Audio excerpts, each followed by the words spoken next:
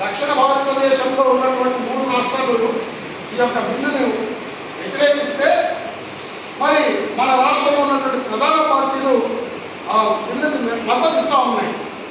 మరి ఆ పార్టీలు బీసీ ఛాంపియన్లు, మేము బీసీ ఛాంపియన్లు అని చెప్పుకునేటువంటి పార్టీలు మరి బీసీ రిజర్వేషన్ కోసం ఎందుకు డిమాండ్ చేయడం లేదు? అంతే కదండి. బీసీ ఛాంపియన్ అని చెప్పుకుంటున్నారు, మరి బీసీ రిజర్వేషన్ చట్టసభలో ఈ అవకాశం రాదు. మాకు తోచిన విధంగా ఒక సువర్ణ అవకాశం వచ్చింది పెంపుదల అనేది.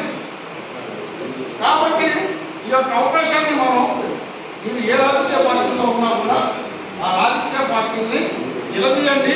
మీరు బీసీ ఛాంపియన్ అయితే మరి బీసీలకు చట్టసభల్లో అవకాశం కల్పించేటువంటి బాధ్యతలు ఉందా లేదా అనేది, మరి ముఖ్యంగా మహిళా తల్లుల్లో మీరు తీసుకెళ్లాల్సింది ఏంటంటే సామాన్య మహిళలకు దీనివల్ల వచ్చేటువంటి ప్రయోజనం ఏమి లేదు.